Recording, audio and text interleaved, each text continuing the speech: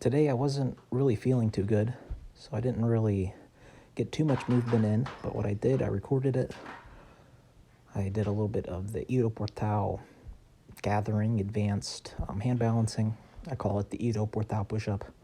This is probably one of the best ones I've done, and the benefit of working with moves that really challenge your technique, balance, coordination, kind of similar aspects, is that you can get a lot of improvement, and this improvement stays with you for quite a while.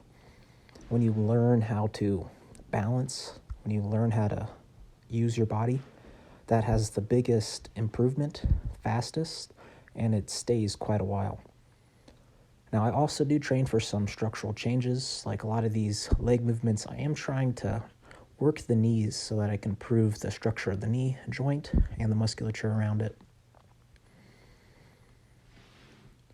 This was a movement flow.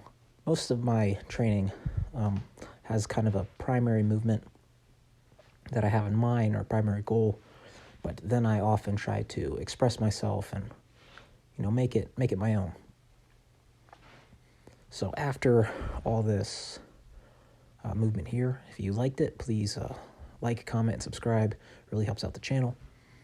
And try to, when you do your own movements throughout your life, stylize it, make it a little bit more hard than it needs to be, so that you can become a little stronger than you need to be. It might come a little easier for me because I've just naturally flamboyant, so just expanding upon movements never really was too much of a challenge. I do have some goals of trying to get the splits, have impressive hand balancing. So this splits routine was actually one of the worst ones, but I did it with a little bit of an active splits at the beginning, which ideally would be how I achieve the full middle splits actively. So I do need to put in some work with the active middle splits along with the passive one, because passively I can get my calves and sometimes thighs to the ground.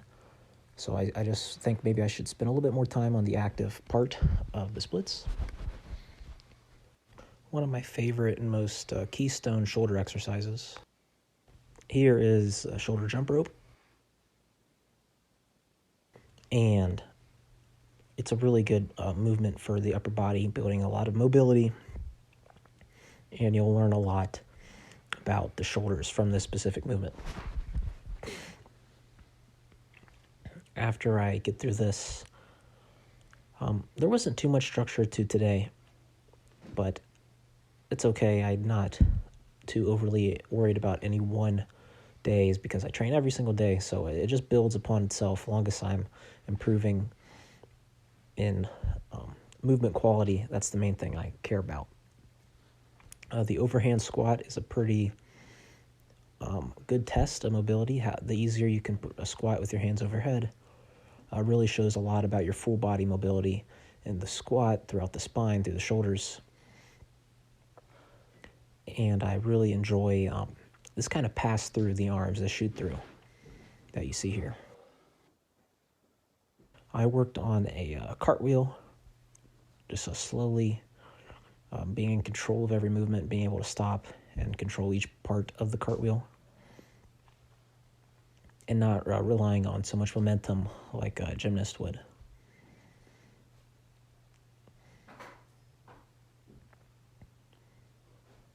Just moving slowly, moving controlled, trying to build control.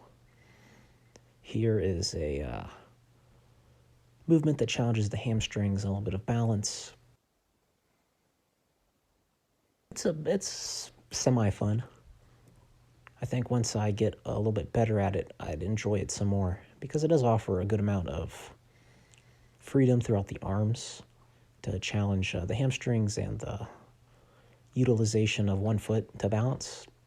I had a comment a while back talking about how this is called, I think, Warrior 3 maybe, and I should focus on the position of the arms, which I do like yoga, mainly for its breath work. I do a lot of breathing practices. I don't record it all too much because well, it's a little hard to pick up on the camera. But I do recommend you practice your breathing, train your breathing, improve upon it. Here is improving on the squat, trying to get up off of the ground. I like to think about how when, as a baby, you don't know how to walk or crawl, and you learn how to use your body. And it often, I wonder, when do people stop learning how to use their body?